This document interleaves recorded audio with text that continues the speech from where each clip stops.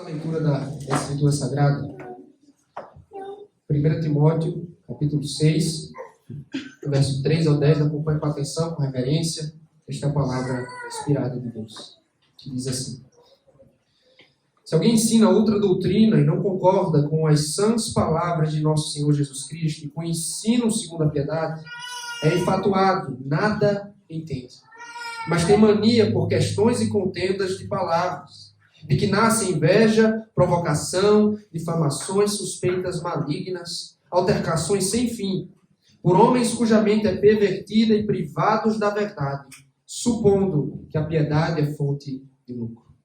De fato, grande fonte de lucro é a piedade com contentamento. Porque nada temos trazido para o mundo, nem coisa alguma podemos levar dele. Tendo sustento e com que nos vestir, estejamos contentes. Ora, os que querem ficar ricos caem em tentação e cilada, e em muitas concupiscências insensatas e perniciosas, as quais afogam os homens na ruína e perdição. Porque o amor do dinheiro é a raiz de todos os males. E alguns, nessa cobiça, se desviaram da fé e a si mesmos se atormentaram com muitas dores. Senhor, fala conosco, Pai. Ilumina com teu Espírito ao que prega e aos que ouvem, para que tu sejas exaltado e a tua igreja edificada, no nome de Jesus. Amém.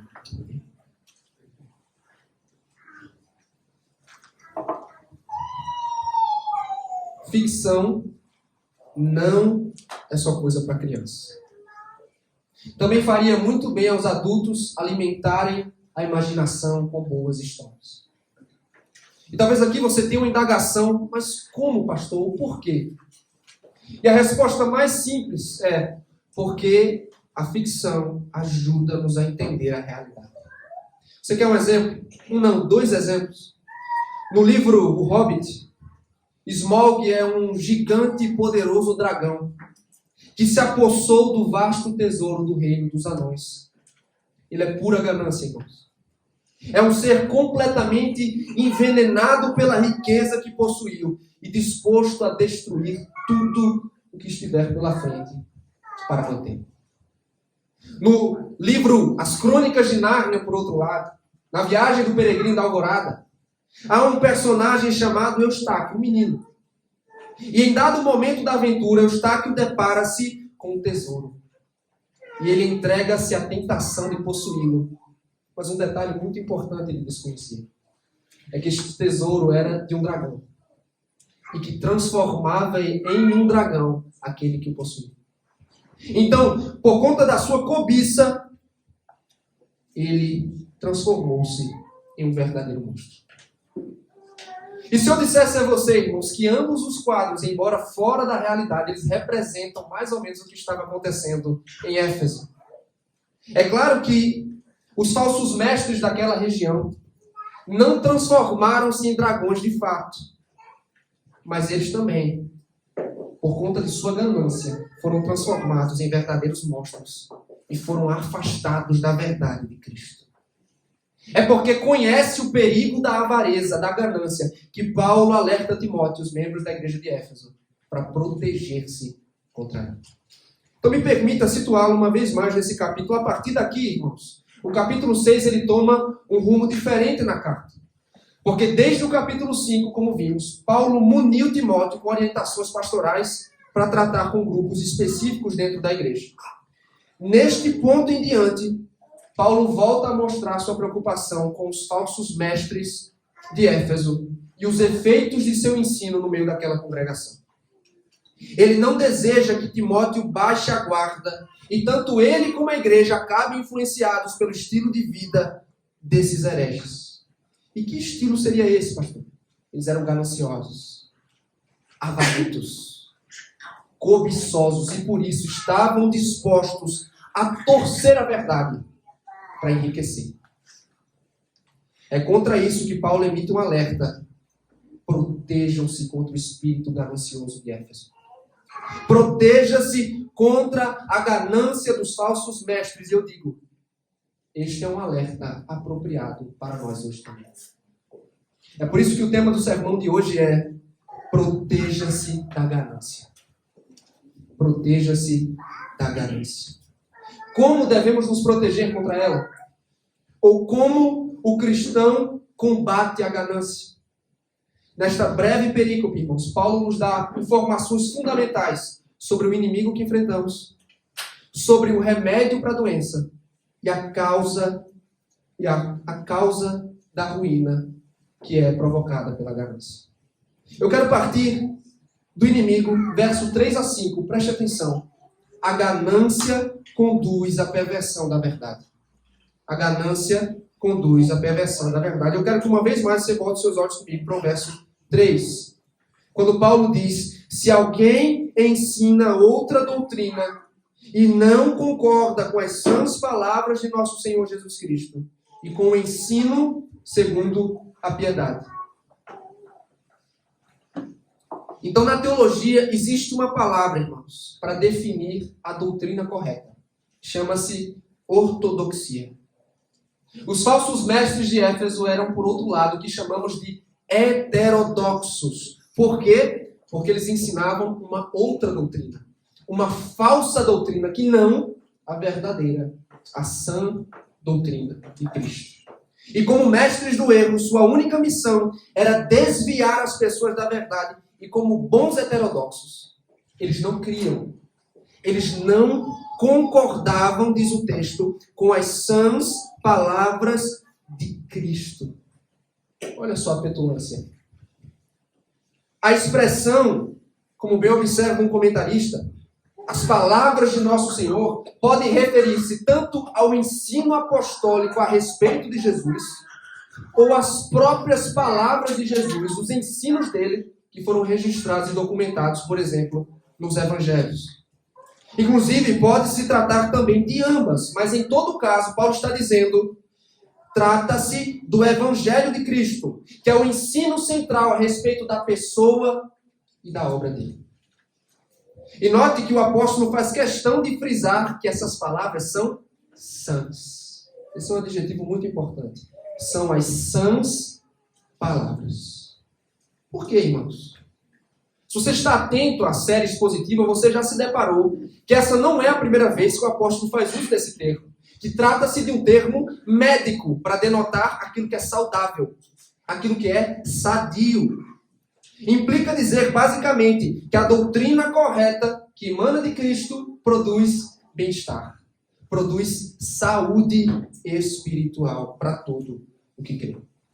Consequentemente, eles se opunham também ao ensino segundo a piedade, um outro termo muito usado por Paulo ao longo da carta, que remete à devoção a Deus, que é justamente algo que falta aos hereges de Éfeso. E diferente da verdade de Cristo, que é sã, que é sadia, a falsa doutrina enferma, adoece. Vamos ler os versos 4 e 5 e nós vamos entender o porquê disso. Ele diz, é infatuado, nada entende, mas tem mania por questões e contendas de palavras, de que nascem inveja, provocação, difamações, suspeitas malignas, altercações sem fim, por homens cuja mente é pervertida e privados da verdade, supondo que a piedade é fonte de lucro. Então, longe de possuir um vasto saber teológico, esses homens se imaginavam teólogos e intelectuais. Paulo é direto ao dizer, nada sabem. Eles são ignorantes. E é interessante que a expressão tem mania, no grego ela significa literalmente estando enfermo. Ele está dizendo, eles não são sábios, eles são doentes. São ignorantes quanto à verdade. Porque diferente da sã doutrina, o falso ensino adoece a igreja. E aqui estão os sintomas. Aqui estão os sintomas da doença. Inveja, contenda, controvérsia, provocação, suspeita maligna. A falsa doutrina em Éfeso estava provocando disputas e discussões que em nada agregavam e edificavam o corpo de Cristo. E no lugar do amor, todo tipo de sentimento repulsivo, inveja, discórdia, ódio, estava sendo semeado ali. Em suma, O que é que a falsa doutrina estava fazendo? Ela estava promovendo a guerra no meio da igreja. Estava provocando guerra. Isso tudo é fruto, diz Paulo, da ação de homens cuja mente é pervertida e privada da verdade. E por que isso, irmãos? Principalmente porque ensinavam que a piedade é fonte de lucro. Como assim, pastor? Eles estavam usando o ministério como fonte de lucro. Eles estavam usando o ministério para enriquecer, para ganhar dinheiro. Sabe por quê? Porque a cidade de Éfeso, ou naquela cidade, religião era um negócio rentável. Então, em razão disso, é muito provável que eles estivessem mercadejando o evangelho, ou seja, eles se apresentavam como palestrantes, como pregadores, como homens instruídos, e cobravam. Tem uns que fazem isso hoje, né? E cobravam para dar instrução. Eles eram os antigos, os protótipos do que temos hoje dos pregadores da teologia da prosperidade. Eles pregavam um evangelho da prosperidade, uma antiga versão dele. E é interessante porque no capítulo 5 Paulo disse assim, o presbítero que afadiga-se no ensino, que dedica-se integralmente, ele deve receber um salário da igreja. Mas é diferente do caso desses homens. Porque para eles o dinheiro era tudo o que importava. Eles eram mercenários, cheios de cobiça. Eles usavam o evangelho para enriquecer. Aqui há duas aplicações importantes, irmãos. A primeira delas, eu quero que você preste atenção, é a seguinte. Nós, como igreja, devemos ter concordância doutrinária. Nós, como igreja, devemos ter concordância doutrinária. O que é que eu quero dizer com isso? Você lembra? O texto diz, eles não concordam com as sãs palavras. Qual a importância, irmãos, de ter concordância doutrinária? É porque a doutrina é a coisa mais importante na igreja. A coisa mais importante. Afinal de contas, meu irmão, se você é parte do povo de Cristo, você pode ser chamado também de parte do povo da verdade. Porque o nosso Salvador disse assim, eu sou a verdade. Eu sou a verdade. Então é fundamental que a nossa fé e a confissão dessa fé estejam fundados na verdade. E onde é que está a verdade? Nas Sagradas Escrituras. Obviamente. Porque só a Sagrada Escritura é revelação de Deus. Só ela é inspirada, fonte infalível de conhecimento de Deus. Ela é a sã doutrina. Sã doutrina está nas Escrituras. No entanto, você concorda comigo que essa mesma Bíblia ela é usada de forma errônea por seitas e heresias para fundamentar suas loucuras? Eles fundamentam sem base bíblica. Da mesma forma, outras denominações usam as Escrituras para apoiar erros teológicos. Onde é que eu quero chegar com isso? É que para que nós tenhamos unidade doutrinária, nós precisamos concordar quanto ao conteúdo da sã doutrina. Qual é o conteúdo do ensino segundo a piedade? E aqui está a importância, irmãos. Igrejas históricas sempre tiveram uma confissão de fé. Por exemplo, a nossa igreja, ela adota os padrões de Westminster. E você me pergunta, por que fazemos isso?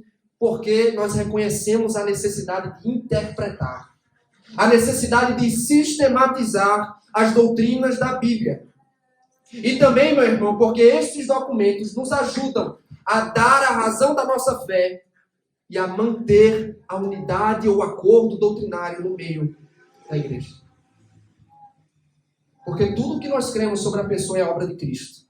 O que cremos sobre o batismo, o que cremos sobre a ceia do Senhor, o governo da igreja, o culto bíblico, a lei de Deus, o matrimônio e muito mais, está registrado, biblicamente embasado nesses documentos. E é por meio desses documentos, a igreja providencia uma base para que nós tenhamos concordância e não desavença. Porque você já imaginou uma igreja onde todos têm liberdade para crerem o que quiserem? Esta igreja sucumbirá. Portanto, irmãos, o que é que acontece se chega uma pessoa até nós, mas ela não concorda com a soteriologia reformada? Ela não concorda com a doutrina reformada da salvação.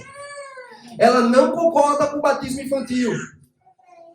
Ela acha uma invenção, um princípio regulador do culto. O que é que acontece? Ela não deve ser recebida no nosso meio. Você sabe por quê? Porque ela coloca a nossa unidade em risco. Ela coloca nossa unidade em risco. Nós precisamos prezar pela unidade da igreja, irmãos. Mas isso nunca é feito à custa da verdade. Porque é na verdade que nós temos unidade. É na verdade. Isso só acontece se estivermos alinhados quanto às palavras de Cristo e o ensino segundo a piedade. Porque quando isso acontece, o que é que a sã doutrina promove? Promove saúde, bem-estar espiritual, unidade, maturidade ao corpo de Cristo. Segunda aplicação, bem breve, porque eu imagino que conhecendo esta congregação, todos nós estamos de acordo quanto a isso. Mas segunda aplicação, não se pode mercadejar a fé. E eu estou falando com isso, irmãos, contra o maldito evangelho da prosperidade. Ele não é coisa nova. Olhe para o passado e você verá as indulgências de Roma. E você olha para o presente e você vê os malditos lobos das igrejas neopentecostais que ostentam e enriquecem às custas de seu pobre e ignorante rebanho. O Evangelho, meus irmãos, não é uma mensagem do tipo: Deus deseja que você tenha abundância nesta vida. Deus quer que você seja um rei e uma rainha nesta terra. Não é dê e Deus vai dar em dobro. Dizime e oferte e Deus vai fazer você prosperar. O Evangelho não é nada disso, meu irmão. O Evangelho é uma boa notícia que começa assim: você estava condenado ao inferno por seu pecado. Você estava eternamente arruinado. Você não podia fazer nada para mudar isso, porque sua obediência é imperfeita. Você é incapaz de se tornar justo diante de Deus. Mas por pura graça, Deus enviou seu Filho, nascido de mulher e sujeito à lei. Ele morreu na cruz do Calvário. Ele ressuscitou no terceiro dia. E o Evangelho diz: todo o que nele crê recebe algo melhor que ouro e prata. Vida eterna, paz com Deus, justificação, salvação. Este é o verdadeiro Evangelho. Maldito seja, que queime no inferno todo aquele que prega um Evangelho que não é este. Um Evangelho que promete o que Deus não prometeu. Um Evangelho que promete abundância. Quando a abundância que Deus nos assegura de fato nos promete. É a riqueza do reino do céu. É a herança que nos foi reservada ali. É a vida eterna. É o próprio Deus. O melhor que Deus pode nos oferecer, irmãos, é Deus. O Evangelho é sobre isso. Vamos ao segundo ponto aqui. Protegendo-se da ganância. Nós vimos primeiro que a ganância conduz à perversão da verdade. Em segundo, que a ganância, preste atenção, é vencida pelo contentamento. A ganância é vencida pelo contentamento. Então, Paulo, a partir daqui, começa a refutar os mercenários que existiam ali. Verso número 6. De fato, grande fonte de lucro é a piedade, o contentamento. Note como Paulo faz uma reinterpretação das alegações dos falsos mestres. Eles pensavam assim, os mercenários: a piedade é um meio para o ganho financeiro. Paulo está dizendo: não, a piedade é o próprio lucro. A piedade é o próprio ganho. A piedade que é conhecer, adorar, viver e pregar a Cristo, não é, preste atenção, um meio para um fim lucrativo. Paulo diz: a piedade é valiosa em si mesma. Ela é lucrativa. E foi por isso que no capítulo 4, verso 8, Paulo disse assim: a piedade para tudo é proveitosa, porque ela tem promessa para a vida presente e para a vida futura. Portanto, é a fé em Cristo. É a obediência a Cristo, diz Paulo. É o investimento mais lucrativo, que mais rende dividendos no mundo. A piedade. Foi por isso que João Calvino, ele admitiu, comentando esse versículo, ele falou: mas a piedade por si só é imensurável lucro para nós, visto que é através dela que nos tornamos não só herdeiros do mundo, mas também que somos capacitados para o desfruto de Cristo e de todas as suas riquezas A própria piedade é lucro. Mas Paulo adiciona uma condição que é muito importante. Preste atenção, ele diz, é piedade com contentamento. Esse termo ele era muito comum, irmãos. Ele era usado entre os filósofos gregos para descrever uma pessoa autossuficiente. Ou seja, é uma pessoa que possuía em si mesmo tudo o que necessitava na vida. Só que o conceito de Paulo de contentamento passa muito longe da definição dos gregos. Porque quando ele escreveu aos Filipenses, ele usou o mesmo termo no capítulo 4, verso 11, quando ele disse assim, ó, aprendi a viver contente em toda e qualquer situação. Mas como? Como é que Paulo vivia contente em toda situação? Qual era o segredo do contentamento de Paulo? Aí ele diz no verso 13, tudo posso naquele que me fortalece. O contentamento de Paulo, irmãos, não é fruto de autossuficiência. É fruto de cristossuficiência. O segredo do contentamento de Paulo é Cristo. É por isso que ao invés de entregar-se à cobiça ou à murmuração, Paulo ensina que o cristão deve contentar-se com gratidão diante das dádivas que tem recebido de Deus. E viver satisfeitos com isso. Que é tudo que os falsos mestres não faziam. Aí é somente assim que a piedade torna-se fonte, não de pequeno, mas grande fonte de lucro.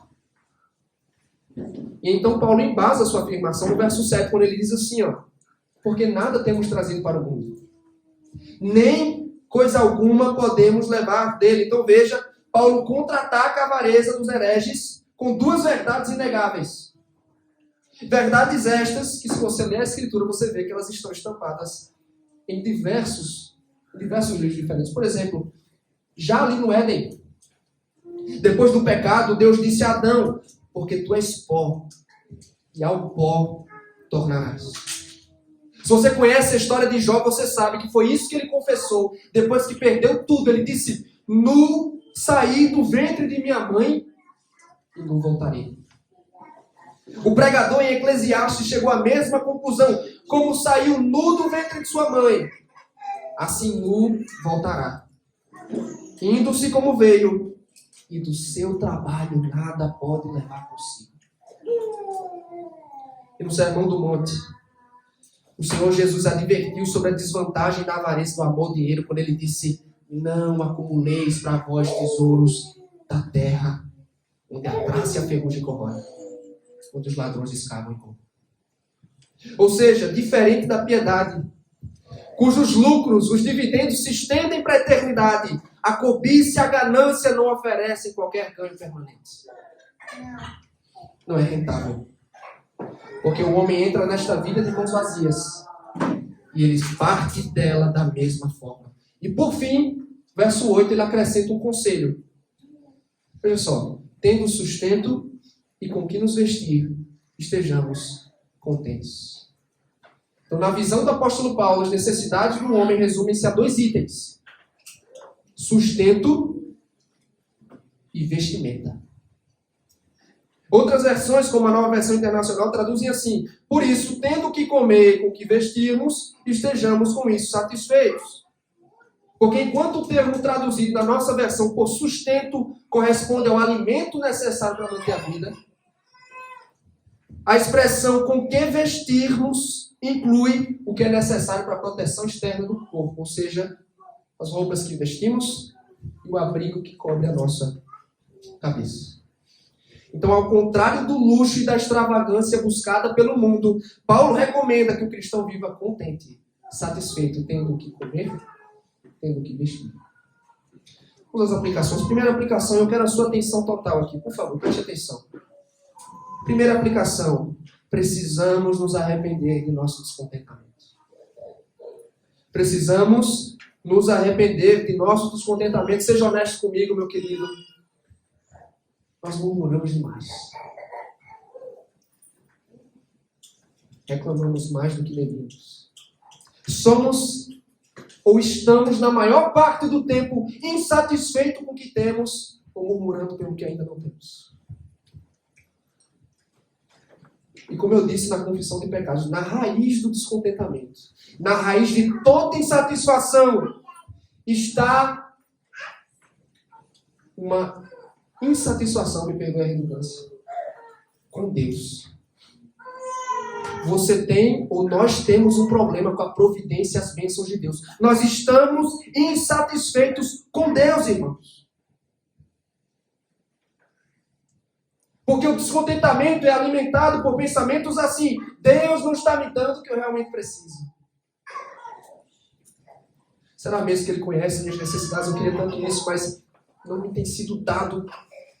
Então você tem um problema com Deus. Nós não temos. Consequentemente, nós colocamos em xeque a bondade, o cuidado dele, e acabamos nos esquecendo de tudo que ele já tem feito e dado a cada um de nós. Me permita fazer uma análise, talvez isso aconteça porque nós olhamos demais para o mundo. Nós nos sentimos atraídos pelos bens, pelas experiências, pelas vantagens, pelos prazeres que o dinheiro pode comprar. E quando olhamos demais para o mundo, acabamos confundindo o que é luxo e o que é necessidade. Porque me permita levá-lo ao Sermão do Monte mais uma vez. Jesus ali, ele tratou a ansiedade dos seus discípulos. E ele os ensinou sobre o cuidado do Pai. E ele usou duas imagens. Assim como as aves dos céus são alimentadas por Deus, e como os lírios do campo são vestidos por Ele, vocês também, homens de pequena fé, vocês serão também alimentados e vestidos pelo Pai Celestial. Foi isso que ele falou no Sermão do Monte? Me deixa lembrar de uma coisa, meu irmão, isso é muito diferente de nos prometer que viveremos como reis e rainhas neste mundo. Deus não prometeu isso para você, não, meu irmão. Deus não garantiu isso a nenhum de nós. Deus não prometeu realizar todos os nossos sonhos. Me permite se eu nos traga prazer. Nem tudo o que sonhamos nos será dado, irmãos. Nem tudo o que sonhamos nos será dado. Eu posso não ter o carro do ano nunca. Você pode não ter a casa dos sonhos. Você pode não ter o trabalho multimilionário que você tanto almeja. Talvez seu destino, meu querido, seja morar no Brasil. Não num país do primeiro mundo. É possível que você não tenha filhos agora como gostaria. Você não vai ter a mobília dos sonhos agora, talvez. Não vai ter o computador, o celular mais recente da Apple.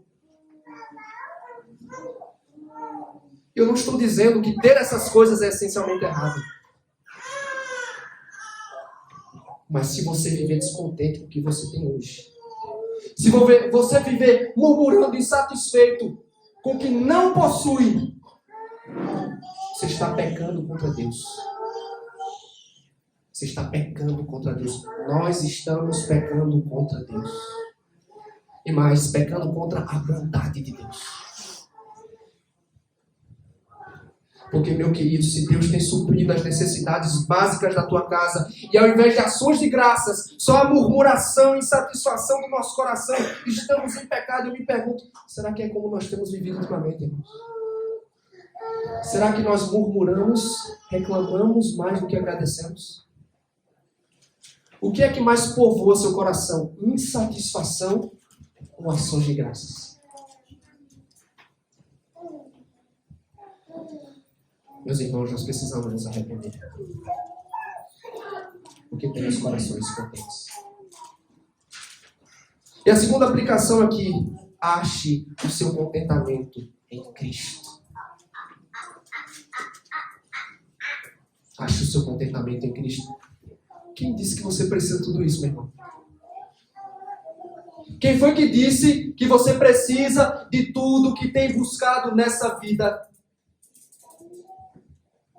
Quando foi que nós passamos a acreditar na mentira, na ilusão do dinheiro, de que se tivermos todas as posses que tanto almejamos, nós seremos realizados?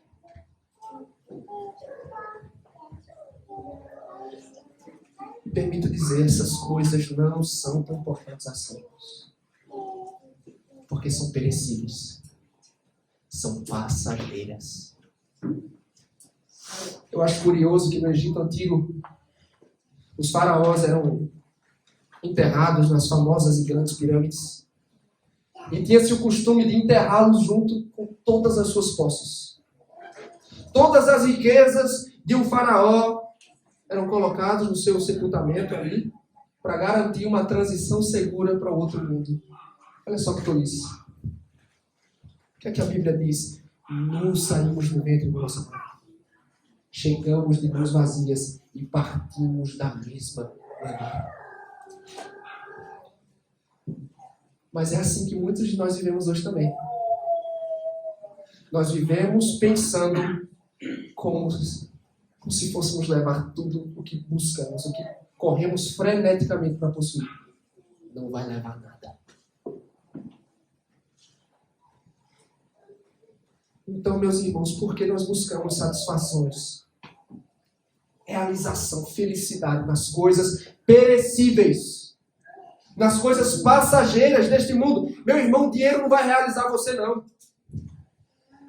Você pode ter as roupas e os sapatos mais caros, minha irmã. Você pode conquistar uma bela casa, desfrutar de tudo que o dinheiro pode comprar.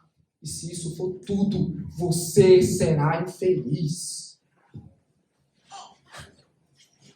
Se isso for tudo, nós podemos ter ainda assim existências miseráveis, porque o dinheiro não pode realizar plenamente. E quem é que pode, pastor? É Cristo. É Cristo, meus irmãos. O melhor que o Evangelho tem a nos oferecer é Cristo. Cristo é o verdadeiro tesouro da alma. Cristo é mais precioso do que os bens e luxos deste mundo. E se temos a Cristo, ainda que nos falte o luxo. Deixa eu dizer uma coisa a você. Temos tudo o que precisamos. Porque é melhor viver com Cristo numa vida simples do que viver sem Ele nos castelos deste mundo. É melhor viver uma vida simples com Cristo do que viver uma vida luxuosa, rica, sem Ele, que é o verdadeiro tesouro. Então deixa eu lhe dizer uma coisa. Olhe com alegria para o que Deus tem feito por você, porque Deus o adotou como seu filho, se você crer. Deus fez de você herdeiro do reino dos céus, e Ele tem nos abençoado abundantemente nessa vida. Então eu digo a você, meu irmão, esteja satisfeito com as dádivas, conte as bênçãos. Alegre-se com o que Deus tem dado. Se alegre com a casa que você tem. Fique pensando na casa que você não tem, a casa do Instagram, a casa que você tem, meu irmão. O carro que você tem na garagem hoje. O celular que você tem no bolso hoje. A igreja que você frequenta. Os bens que você possui. Crianças, prestem atenção. Prestem atenção, crianças. Eric, Catarina, prestem atenção aqui, as crianças, ó. Vocês também. Vocês precisam aprender a viverem felizes com o que vocês têm hoje. Por exemplo, se seu amigo tem um brinquedo que você não tem, você ainda assim tem que ser feliz. Se você tem uma boneca que é mais antiga, sua amiga tem uma mais nova, ainda assim você tem que ser feliz. Por quê? Porque Deus espera que a gente esteja feliz com o que temos hoje. E ficar reclamando para o papai e para a mamãe, ficar triste, isso é pecado. Porque isso é ingratidão com o que Deus tem dado a você. E aí uma aplicação aos pais, irmãos, isso daqui é comum a gente ver isso, né? Irmãos, o filho de um crente, ele não pode ser do tipo daqueles que vai no supermercado, vai no shopping, o pai diz não, a criança dá um chilique. Você já viu essa cena? Por quê, irmãos? Porque a gente treina eles no contentamento. A gente ensina, alegrem-se com o que vocês têm hoje. Hoje papai não pode dar, quem sabe amanhã. Mas você tem que ser feliz com o que você tem. Filho de crente não pode dar esse chilique, não. Se dá, é claro que é por conta do pecado delas, talvez seja uma missão dos pais, mas a gente precisa treinar o contentamento. Treinar o contentamento. E para isso, meu irmão, sabe que é a melhor coisa para você treinar o contentamento do seu filho? É o seu exemplo. Porque se você for um murmurador, se você for alguém descontente, alguém que transparece insatisfação para os teus filhos, eles serão pequenos murmuradores. Então, meus irmãos, Vivamos vidas simples. Estejamos contentes com a nossa situação atual, com a vida que temos hoje. Louvemos a Deus pelo que temos. Porque é só quando vivemos assim que a piedade é lucro. É só quando o cristão encontra o que o puritano chamou, acho fantástico. Lembre disso. A rara joia do contentamento cristão. Essa é uma pérola preciosa. E se você achar essa pérola, guarde-a com carinho no coração. A rara joia do contentamento cristão. O que é que acontece quando o crente encontra essa joia? Aí ele se torna rico de verdade. Quem é contente é rico de verdade. Nesta vida, na vida futura. Amém?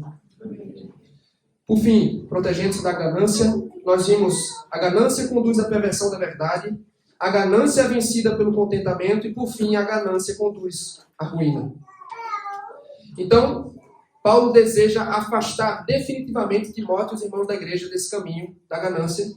E, para isso, ele vai alertá-lo com os resultados desastrosos. Então, bote seus olhos para o verso 9.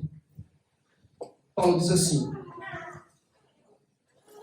os que querem ficar ricos caem em tentação e cilada, e em muitas concupiscências insensatas e perniciosas, as quais afogam os homens na ruína e perdição. É importante reforçar, meus irmãos, que Paulo não está condenando a riqueza em si. Na sequência, no próximo sermão que eu vou pregar em Timóteo, ele vai dirigir a palavra aos ricos sem condená-los. Então Paulo não está dizendo é pecado ser rico. Certo? Essa é uma premissa importante. A advertência de Paulo aqui tem como alvo os que querem ficar ricos. Isto é, aqueles cujo coração é dominado pela riqueza. É aquele que faz da riqueza sua própria vida. É o tipo de pessoa que vive para acumular. Jesus falou no Sermão do Monte. São os que acumulam os tesouros da terra. E o que é que acontece com pessoas assim, irmãos? É nas palavras de Calvino. Ele diz: todos quanto tem como seu alvo ambicioso a aquisição de riquezas, olha o que ele diz, se entrega ao cativeiro do diabo. Porque ele diz aqui, cai em cilada, cai em tentação.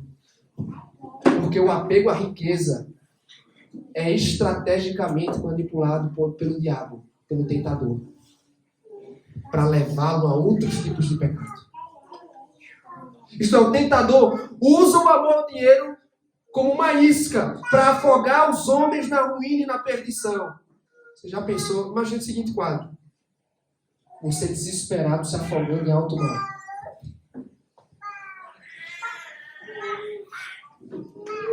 É o que Paulo diz aqui, é exatamente essa imagem que está acontecendo com esses que querem ficar ricos.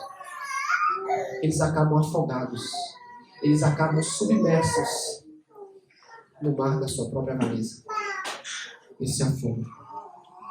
E esse afogamento os leva à ruína e à perdição eterna. E Paulo conclui com um alerta, verso 10, porque o amor do dinheiro é raiz de todos os males. E alguns, nessa cobiça, se desviaram da fé e a si mesmos se atormentaram com muitas dores. A primeira expressão ela pode soar um tanto confusa quando lembramos o seguinte: existem outras raízes para os males. Por exemplo, a Bíblia fala da soberba. A Bíblia fala do orgulho, fala da inveja. Ou seja, o amor ao dinheiro não é a única raiz de fato. No grego, irmãos, o termo raiz ele não é acompanhado de um artigo definido como acontece aqui na nossa tradução. É a raiz de todos os males. Por isso, eu creio que Paulo não diz que o amor ao dinheiro é a única, mas sim é uma raiz de todos os males. Ou uma raiz para todos os males. Tendo dito isso, irmãos, Paulo está dizendo basicamente o seguinte: olha, o amor ao dinheiro é um imã para a prática de muitos outros pecados. E então ele traz à memória alguns indivíduos específicos que trilharam esse caminho rumo à destruição. Ele diz, e alguns nessa cobiça. Vocês lembram que nós lemos aqui no 10º mandamento? Não cobiçarás. E ele diz: alguns nessa cobiça, o que é proibido no 10º mandamento, e apesar disso eles se deixaram dominar pelo desejo pecaminoso por possuir bens. Qual foi o fim deles? Acabaram desviando-se da fé. Desviando-se da fé. E, meus irmãos, sinceramente, isso não deveria espantar ninguém, porque Jesus Cristo alertou sobre isso quando ele disse assim: ninguém pode servir a dois senhores. Não poder servir a Deus e as riquezas. E não foi exatamente o caso do jovem rico, da parábola de Mateus 19. Ele recusou-se a abrir mão de suas propriedades para servir a Cristo, porque ele amava mais ao dinheiro do que a Deus. O amor ao dinheiro o afastou do Salvador. É por isso que as pessoas se desviam da fé em Cristo, porque o amor a Deus e o amor ao dinheiro não podem coexistir. E uma vez que a ganância supera a fé, estes se desviam e atraem muito sofrimento sobre si. Tanto agora e principalmente no futuro. Se atormentam com muitas dores. E as aplicações do texto. Primeiro, guarde o seu coração do amor ao dinheiro. Guarde o seu coração do amor ao dinheiro. Por quê, pastor? Primeiro, porque o amor ao dinheiro pode levá-lo a muitos outros pecados. Porque o amor ao dinheiro pode levá-lo a muitos outros pecados. Meu querido, não se engane, porque uma pessoa que ama o dinheiro nunca se contenta com as riquezas em si. Porque o apetite dela é insaciável.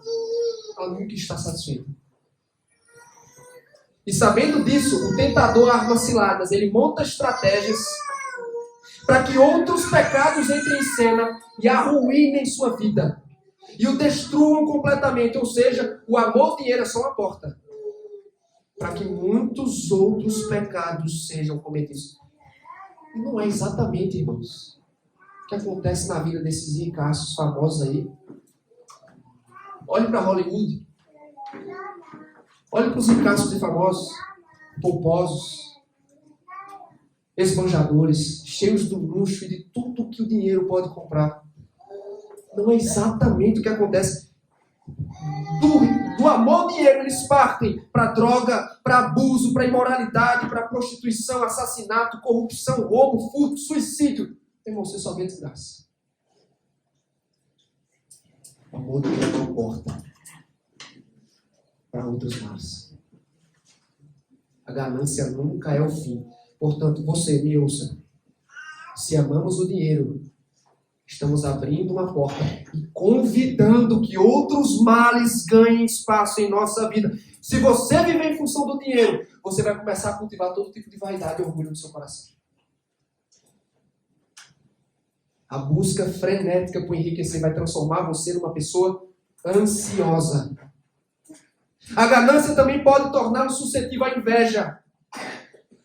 Você não vai conseguir mais se alegrar com as bênçãos dos outros. Você vai invejá-los. Você vai cobiçar o que os outros possuem. E porque a ambição por riqueza não tem limite, ela vai colocar você no lugar errado, na hora errada e com as pessoas erradas. E vai abrir porta para a proposta indecente, para a proposta imoral. Homens e mulheres que amam dinheiro sacrificam o casamento no altar da riqueza. Homens e mulheres que amam dinheiro abdicam da responsabilidade dos filhos porque estão mais preocupados em crescer financeiramente, em crescer profissionalmente. Mas homens e mulheres que amam mais o dinheiro também, ou que querem ficar ricos, eles também abandonam a igreja local. A membresia, o serviço, a missão da igreja, porque afinal, na cabeça deles, existem coisas mais importantes na vida. Eu tenho meus objetivos. Será mesmo, meu querido? Será que você precisa de tudo isso? Será que você realmente precisa de tudo pelo que tem lutado freneticamente? Amar o dinheiro é abrir brecha para outros pecados na tua vida. Segunda aplicação. Você precisa guardar seu coração do amor ao dinheiro, porque ele é uma ameaça à sua fé. Ele é uma ameaça à sua fé. E aqui eu vou citar o Peregrino. Você não leu o Peregrino ainda? Você está em pecado? Brincadeira. No Peregrino, John Bunyan fala que cristão atravessa a feira das vaidades. Ele sobrevive à feira da vaidade. E no caminho na direção da cidade celestial, ele depara-se com 3 sujeitos. Senhor interesse próprio, Senhor avareza e Senhor amor ao dinheiro. O que cristão fez? Cristão acolheu a companhia deles? Não. Cristão rejeitou a companhia deles, porque ele julgava que seria perigoso para o progresso na sua caminhada. Mas é engraçado, irmãos, porque ao contrário do personagem, os cristãos de hoje estão fazendo o quê? Estão acolhendo esses senhores perigosos. Eles estão esquecendo do perigo que eles representam. Eu quero que você entenda que com o tempo, o amor ao dinheiro vai exigir de você o que só pode ser dado a Cristo. Deus só vai ser importante, meu irmão, desde que colabore com os teus objetivos. O trabalho, então, vai consumir todo o teu pensamento, a tua energia, o teu tempo. Você vai investir tudo no trabalho. Você sacrifica o culto e o dia do Senhor sem nenhum problema, porque você quer, porque fazer dinheiro é mais importante do que adorar a Deus.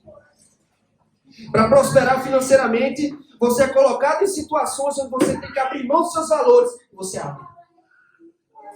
Você negocia os seus princípios. E quando você se dá conta, meu irmão, você acaba como Judas, rejeitando a Cristo por prata. Vale a pena? Será que vale a pena? Como o próprio Jesus indaga, meus irmãos, do que adianta ganhar o mundo inteiro e perder a sua alma? O que é que adianta? Do que é que adianta você chegar ao topo do mundo e você se perder no caminho? Ouça o sábio em Eclesiastes. Quem ama o dinheiro jamais dele se farta. Quem ama a abundância nunca se farta da renda. Por quê? Porque é vaidade. É vaidade. Mate, olha, preste atenção. Mate a ganância antes que ela mate você. Se tudo que ocupa os seus pensamentos é o desejo por enriquecer, você está em perigo. E este desejo ameaça a tua fé. Insistir nele é colocar-se num caminho de ruína e tormento. O amor ao dinheiro pode arruiná-lo para sempre. E aí você me pergunta, como é que eu posso vencer o amor ao dinheiro, pastor? Eu não quero acabar, lembra da introdução, me tornando um monstro, como Esmalte, como Estáquio se tornou por sua cobiça. E eu digo a você, é pelo Evangelho, irmãos. Você precisa lembrar do Evangelho.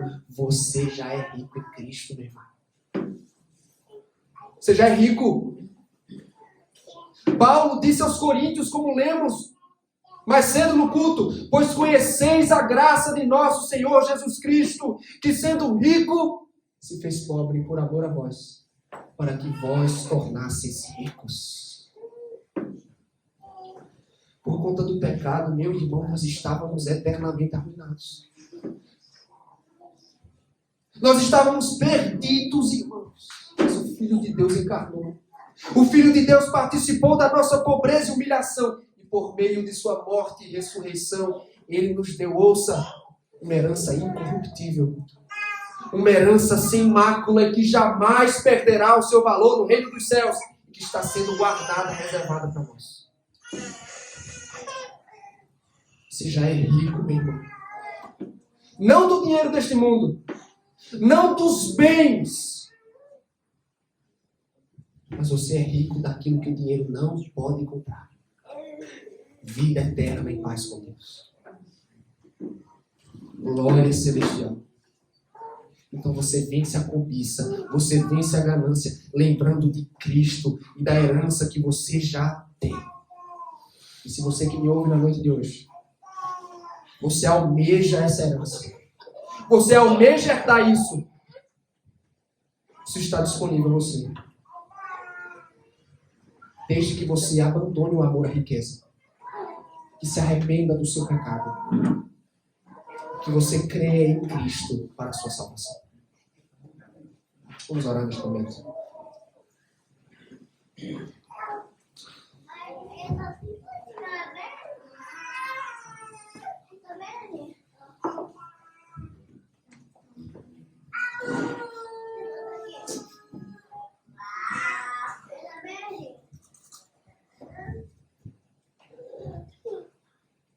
Senhor,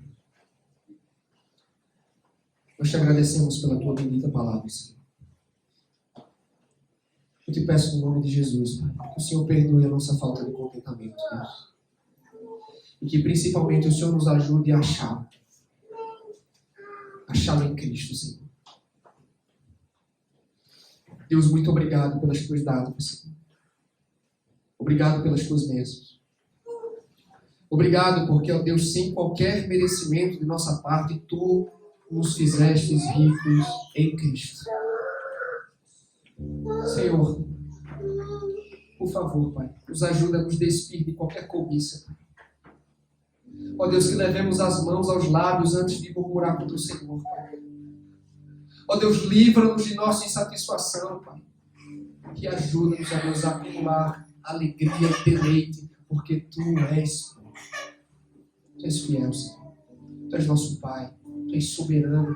Tu conheces as nossas necessidades e o Senhor as tem suprido. Deus, nós não precisamos andar descontentes. Não há razão para murmuração, Pai. Porque em Ti nós somos ricos. Então ensina-nos, ó Deus, a vivermos vidas contentes, simples, satisfeitos. Porque nada temos traz investimento. Nada podemos levar.